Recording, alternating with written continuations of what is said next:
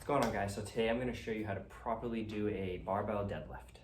So a barbell deadlift is a multi-joint movement that works the lower body, the core, and the lower back. It's a great movement. If done correctly, it can really help strengthen your overall body. It's, I think, by far one of the hardest movements to do. So what I always do and what I always start my clients with is just using the bar. I want to take them through a step-by-step process on how to properly do a deadlift so it can prevent injury, and honestly, it'll just help your form and you'll be able to lift more weight as we progress.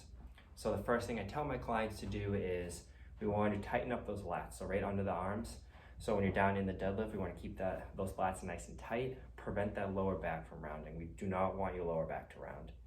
So next, what I tell my clients is we want to have a nice tight core. So if we keep our core nice and tight, it's going to help us pull the deadlift from the ground. When we're getting into the stance of the deadlift, we want to have an overhand grip. So you'll see a lot of lifters have a mixed grip. Mixed grip's fine.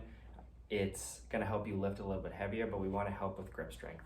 So I always do an overhand grip. Me, myself, even if I lift heavy, I still do an overhand grip. If I can't lift the weight overhand, then I just don't do it. That means I got to keep going down. I got to work on my grip strength. So you see a lot of experienced lifters, power lifters, they'll use straps. Straps are fine, but if we're focusing on grip strength and focusing on the deadlift as an exercise, we want to just, especially for the clientele that I'm working with, we just want to do an overhand grip. Going back to the core, you'll also see a lot of lifters use belts. That'll prevent your lower back from being injured if you're lifting a very heavy weight. So we're not really focusing on heavy weight, we're really focusing on glute activation and core. So we want to not use a belt and just focus on keeping that core nice and tight. So next thing that we're going to do is once we get into the stance, we want to sit your hips back, have your hips over your shoulders. So when doing a deadlift, you want to focus on this. The primary movers in a deadlift are your glutes and your hamstrings. So we really want to focus on using those primary movers. So when you sit your hips back, you're really going to be able to pull from the floor, use your glutes and your hamstrings to pull that deadlift up. On the way up, you keep that core nice and tight, sit your shoulders back, and that's basically the whole deadlift. So I'm going to show you how to do a deadlift.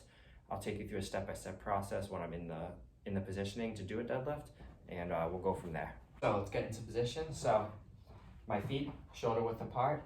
Like I said earlier, overhand grip, hands shoulder width apart. Right on the bar. Now I'm going to sit my hips back. I'm sitting my hips back, keeping that core nice and tight. I already engaged my lats, so my lats are nice and tight, so I'm not rounding the back.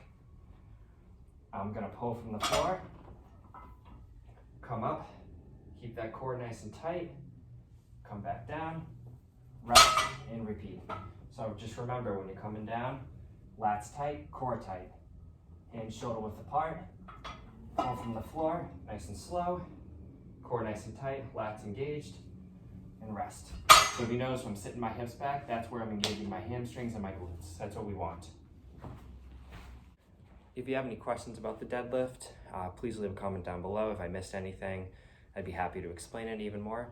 I'm going to be doing a couple more of these videos, probably do a lot more of these videos, just showing how to properly deadlift, properly do right exercises. So if you like these videos, give it a like, comment down below, subscribe, and I'll see you in the next video.